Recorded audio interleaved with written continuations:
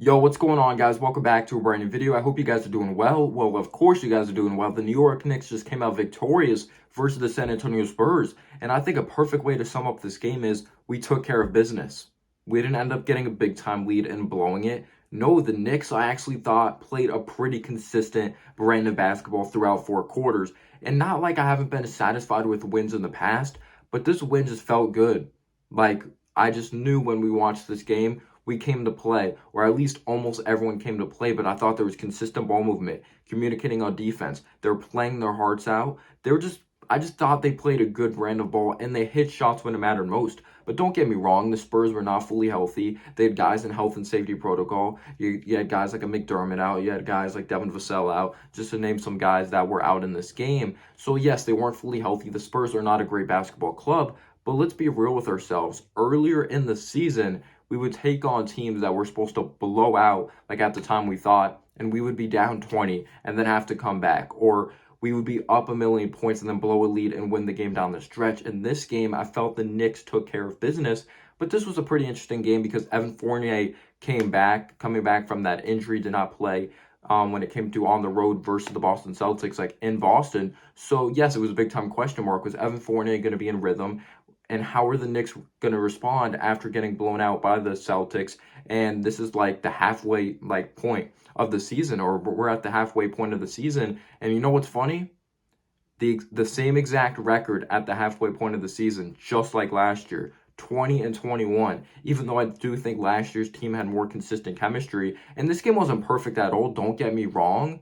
Like, I'm not comparing this to last year or anything like that, or I'm not saying this is a fantastic W, but I felt like we looked like a group out there on the floor, and it actually looked like we played well as a unit. Don't get me wrong, like Julius Randle did not play well in this game, but you got to be satisfied. You really do. I thought we made solid adjustments on Alani Walker throughout the game. DeJounte Murray, he just played one heck of a basketball game. You really got to give credit to him. Josh Primo, being one of the youngest players in the league, getting a start here due to like a lot of guys out. I thought he played with tons of confidence out there on the court. We already know what Jakob Poeltl is capable of when he's out there on the court for the San Antonio Spurs as well. And I got to give credit to the Spurs. They still fought their heart out, or they played with a lot of heart despite being a very young basketball club, but they still have one of the best coaches in the game and one of the best assistant coaches in the game of Becky Hammond. Just a very well-run organization. But let's just get right into things here.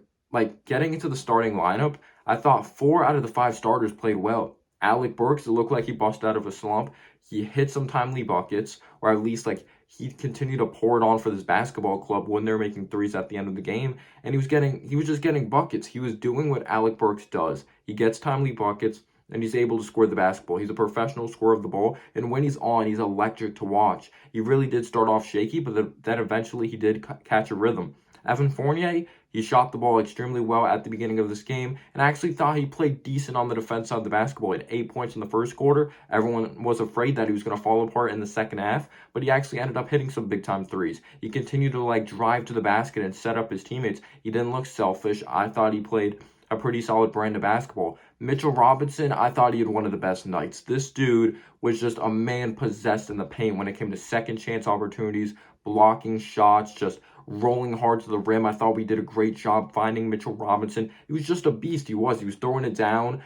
I thought he shot it better from the free throw line. He really needs to learn how to shoot the basketball less with his palm and make sure the ball comes off of his fingertips more and put more arc on the basketball. He really needs to work on the consistency of his free throw shot, but I thought he played tremendous defense, was a beast on the board, second chance opportunities, and he just played ferocious. He played with so much energy, and you loved seeing that from a Mitchell Robinson. And then there's RJ Barrett. RJ Barrett played freaking phenomenal tonight. Again, yes, the Spurs had guys out, and they're not one of the best basketball clubs like in the world or anything like that. But RJ Barrett, you just can't hate on RJ Barrett after this performance.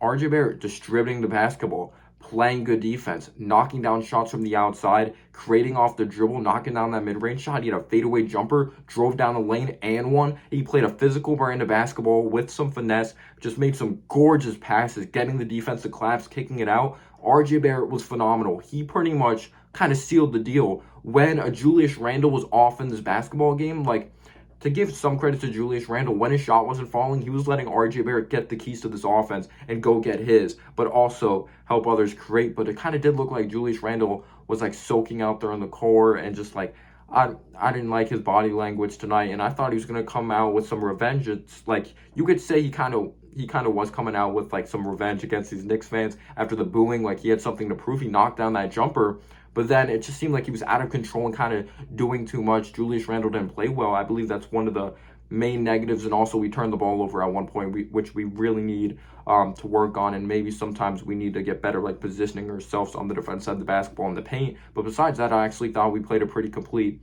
ball game. But yeah, RJ Barrett was just off the charts. You really got to give credit to RJ Barrett. Just when he started to get things going and when the second unit started moving the basketball, we built so much momentum. It's crazy. We took over the game in the third quarter, y'all. We took over the game in the third quarter. Besides that, like before that, it was a pretty close game. DeJounte Murray, we know he's a most improved player candidate, could do a lot of things out there on the floor. Josh Primo, for someone so young, I thought it was tremendous what he was capable of doing. Jakob Poeltl, what he was doing in the paint.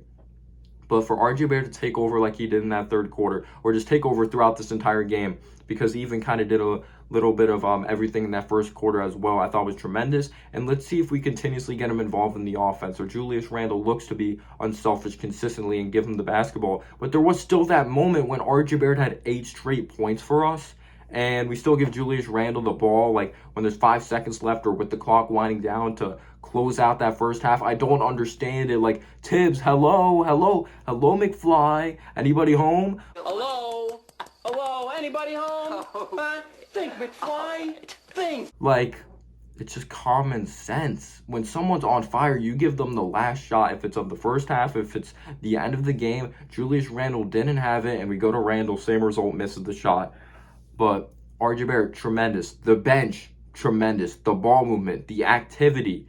And why is Obi Toppin still not playing when Julius Randle's playing bad? I don't understand it at all. I'm not saying Obi Toppin's this tremendous player or anything like that, but we'll never know what his potential is if he's not out there on the basketball court. But quickly, I thought he played very good defense. He made some tremendous reads out there on the court. He made some big-time shots. There was a move that he came off of a screen. He would have shot a floater in the past. He pulled up from mid-range territory. I loved seeing that. I loved his aggressiveness. I love how he got everyone involved. Grimes got up in people's jerseys, knocked down threes from the outside. I just love the energy from the second unit, the constant ball movement. We're knocking down our shots. Can we consistently knock down our shots? That is the main question. Again, credit to the New York Knicks for finding Mitchell Robinson like rolling to the basket.